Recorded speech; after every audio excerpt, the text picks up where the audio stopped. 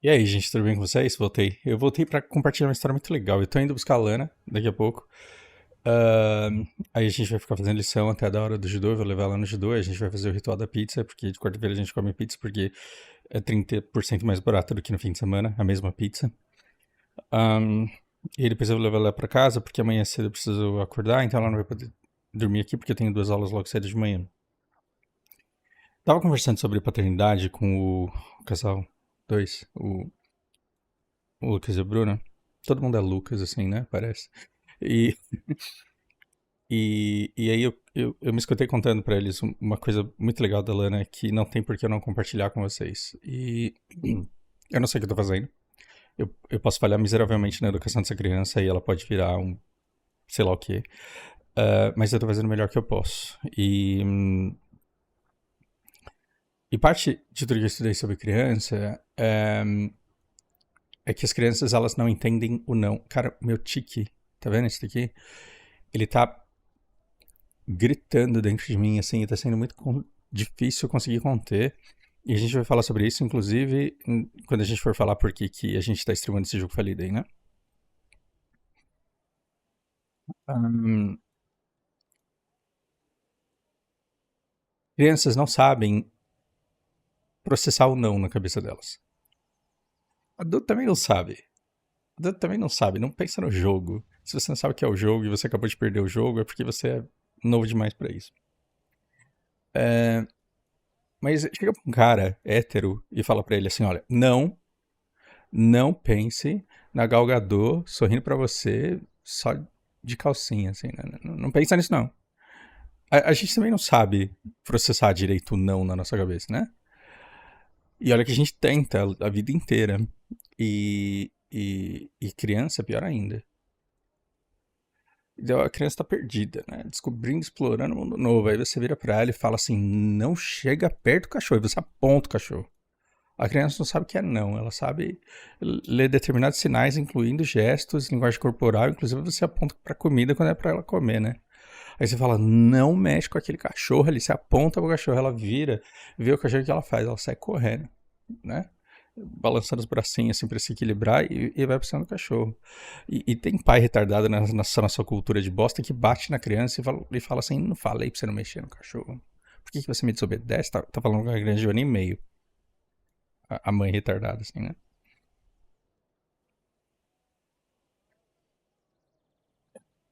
E você não ficar atacando esse tipo de defeito, se não é para trazer conscientização acerca disso, e se você não tiver alguma coisa para oferecer no lugar disso, né? E o especialistas, eu odeio essa palavra, né? De essa cartada dos especialistas. Mas tem gente muito boa que fala de crianças que diz o seguinte: a melhor maneira de você disciplinar uma criança quando ela não pode fazer alguma coisa não é gritar, que esses gritos eles podem ser muito traumáticos ali para criança, podem deixar a criança com medo de você, e não é o objetivo esse. Mas é você se interpor entre ela e o perigo, é você se interpor entre ela e aquilo que é proibido. E é genial isso, né? E a hora que eu assisti isso no podcast, eu assisti isso no Diary of a CEO, é um podcast muito bom. E o cara tá falando assim, olha, se você tá no elevador e você tá aqui, os botões estão aqui e a criança tá no meio, se você fala pra ela, olha, não aperta todos os botões, a criança vai olhar pros botões, vai ver um playground, ela vai começar a apertar um monte de botão. E aí você vai gritar pra ela não fazer aquilo. Não, você não faz isso. Você só dá o comando quando você tem condições de se interpor entre a criança e os botões. Aí quando o botão tá desse lado aqui, a criança tá desse lado aqui, de você, e você no meio, aí você fala, não pode sair apertando esses botões todos, né? Não é a coisa certa de se fazer. E aí a hora que a criança olha pro botão e estica o braço, aí você não precisa bater na criança.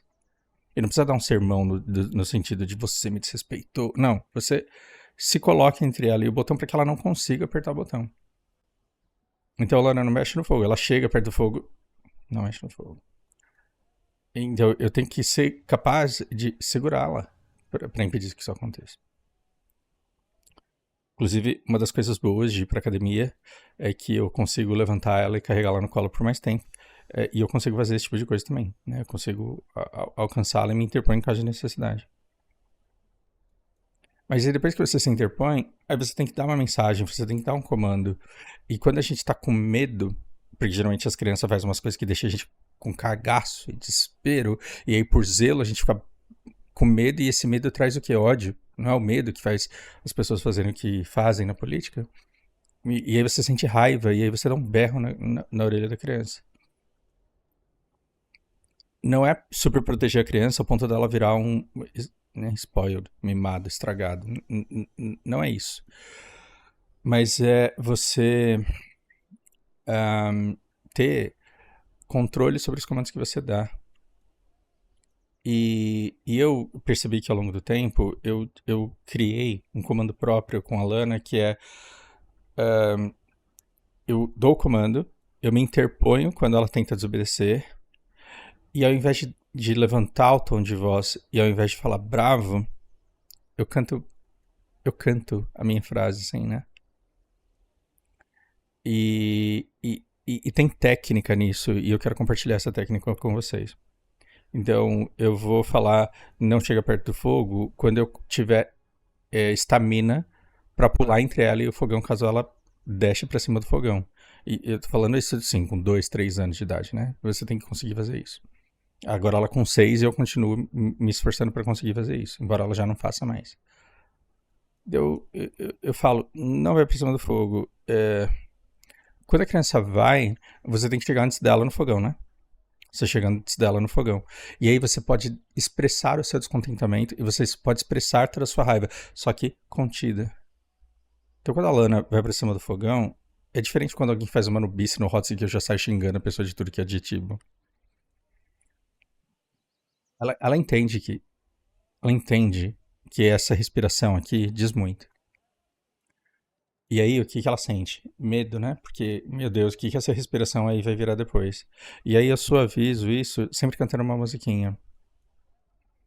E essa musiquinha ela é bem tosca. E eu tentei reproduzir quando eu tava com o Lucas e a Bruna e não saiu.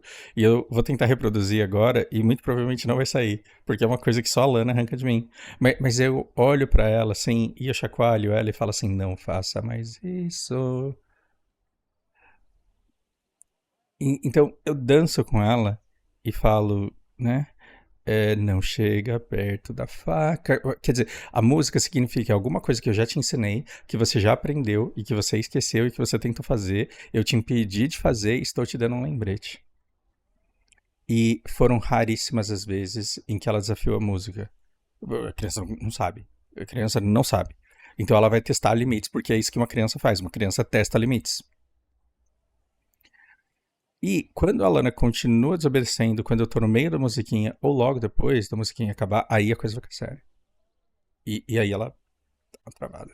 As duas vezes que aconteceu na vida dela, né? Então ela vai atravessar a rua, e aí toda empolgada, né? Aí eu puxo ela de volta, e aí eu canto a musiquinha do tipo, não solta a minha mão, e subindo o tom assim. Se ela solta a mão, aí eu pego ela com mais ímpeto e falo, não solta a minha mão. E é um grito pra chacoalhar, pra reverberar dentro dela, assim. Só que ela nunca apanhou. Mas olha a diferença de cantar a musiquinha e depois pegar firme e falar alto. E de fato subir o tom. A Luna nunca teve medo de apanhar de mim. Mas na hora que eu falo, não solta minha mão, ela trava. Por quê? Porque é uma versão de mim que ela não conhece, que ela conheceu poucas vezes na vida dela. Modéstia à parte, isso vale 200 vezes mais e funciona 200 vezes melhor do que aquelas mães cringe que ficam no meio da rua. 1, 2. Não funciona. Você olha pra criança, se a criança não apanha, claramente não funciona. Se a criança apanha, ela já tá traumatizada pro resto da vida. É constrangedor, é um monte de coisa. Esse negócio de vou te bater, quer dizer,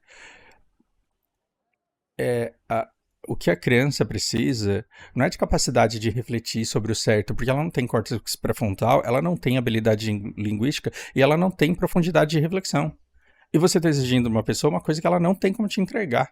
E ela vai se lembrar quando ela for criança, quando ela for adulta, que você cobrava dela coisas que ela não tinha condições de te entregar quando ela era bebê. E ela vai ser ressentida, e isso vai afetar as relações dela, os relacionamentos dela, os empregos que ela vai arrumar na vida, a maneira como ela se relaciona com outras pessoas. Olha a quantidade de merda que dá pra você fazer com a melhor das intenções. Some of the worst things in history were made with the best intentions. Uma das, uma das piores coisas que aconteceram na história da humanidade foram feitas com a melhor das intenções. Então, eu não posso exigir maturidade, eu não posso exigir consciência. O que eu posso fazer é tornar os comandos claros para que a Lana entenda e que ela joga o jogo. Então, ela vai testar os meus limites. E quando que o limite dela acaba? O limite dela acaba quando eu me interponho e canto a musiquinha. Aí, quando eu canto a musiquinha, ela sabe, se eu tentar mais uma aqui, aí vai vir um berro. Eu não vou apanhar, mas eu vou passar por um cagaço, porque ele vai me olhar firme, ele vai falar alto e esse negócio vai ficar, né, vai ficar reverberando. E ela entende que quando eu solto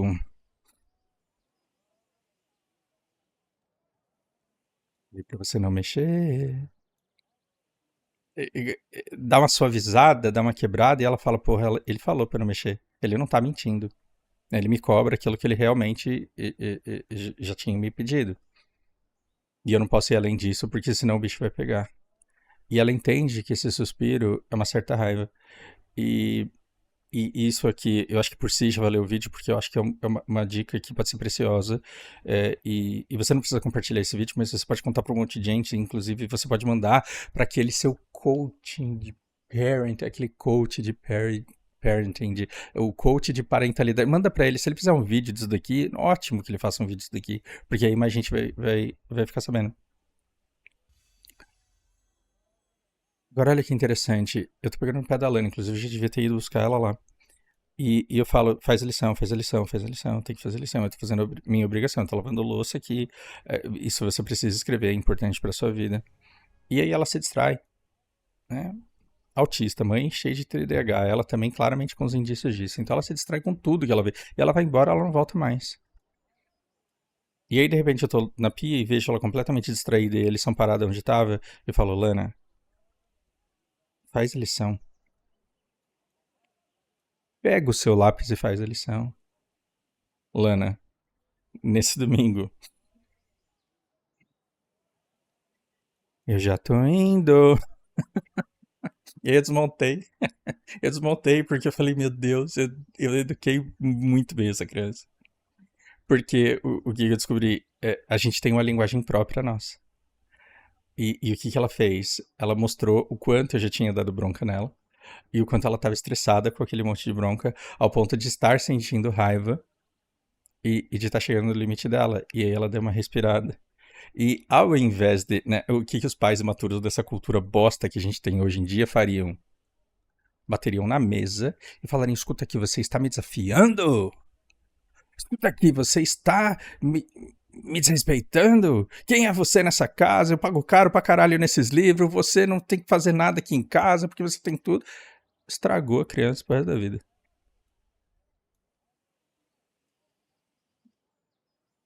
Eu tô indo, aí eu desmontei de dar risada, parei de lavar a louça, virei pra ela, sentei do lado dela, respirei e falei: filha,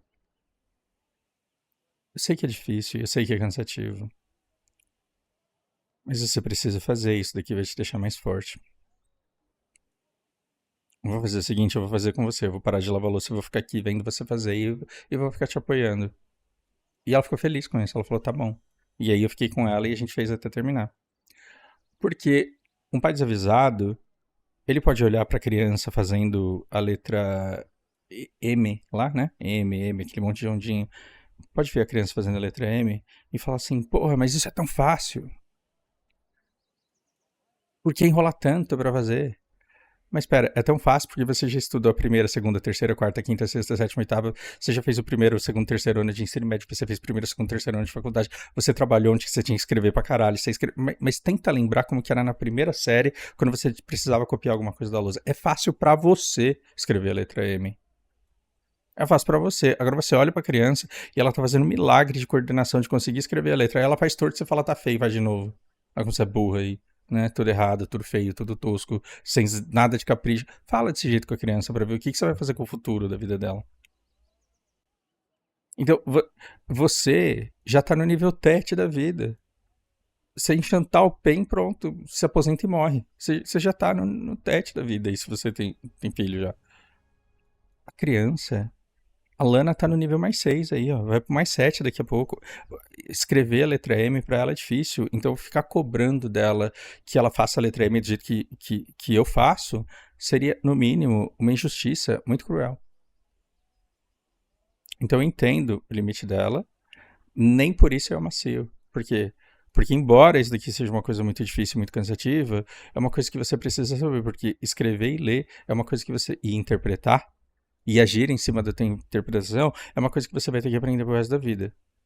E se eu te ensinar isso, você aprender, e você for mal na escola durante todo o tempo que você for pra escola, tá bom, porque você vai sair melhor do que a média. Porque a média das pessoas entra e sai da escola sem saber ler e interpretar o que leu. E sem saber agir sobre aquilo que leu. Ah, Fá, você tá exagerando. Se eu tô exagerando, por que caralho os vídeos de Pet Notes têm tanta visualização? Eu, Xuxinha, Desert, Pato, o Zeus. Por que tinha tanta visualização, leitura do Pet? Porque vocês não sabem ler ou vocês têm preguiça. O cara consegue ler, interpretar e explicar o que ele leu pra uma galera que tem preguiça. Esse cara já consegue um monte de visualização, paga um monte de boleto fazendo propaganda insider. Vai aprender a ler, sim, e vai aprender a interpretar. Vai ler e vai me contar o que leu. E vai me dizer o que pensa a respeito. E aí vai sair da escola melhor do que todo mundo, porque ao longo de toda a educação na escola, vai ler coisa, vai interpretar e vai amadurecer com isso. Enquanto vai ter um monte de criança que vai ler e vai falar, ai, que difícil, vamos brincar. Eu quero que você brinque na escola, justamente por isso a gente vai aprender o mais difícil na escola aqui dentro de casa.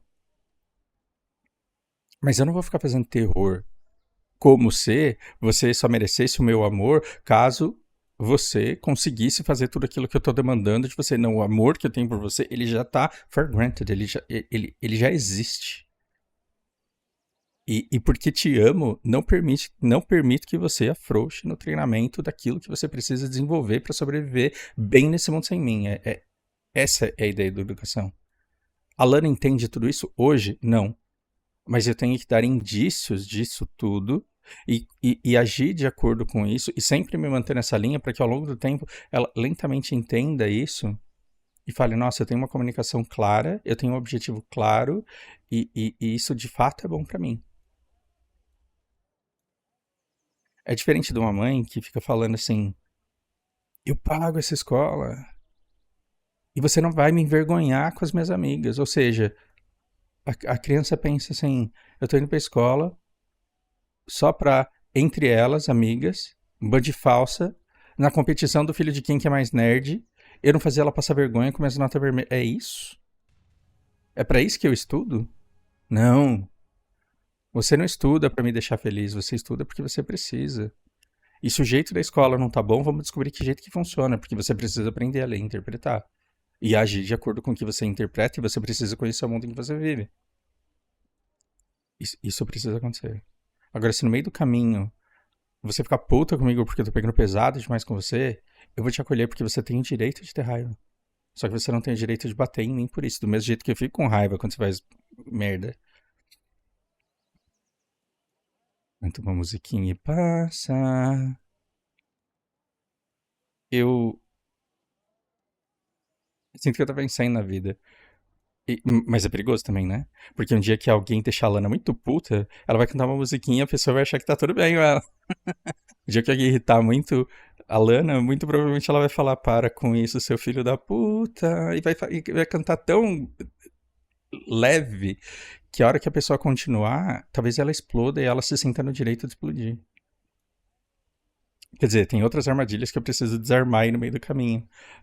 Mas pelo menos tá servindo pra função primordial, que é educá-la agora. Se der problema lá na frente, a gente corrige a hora que o problema surgir. É, é, é, é muito gostoso poder compartilhar esse tipo de coisa.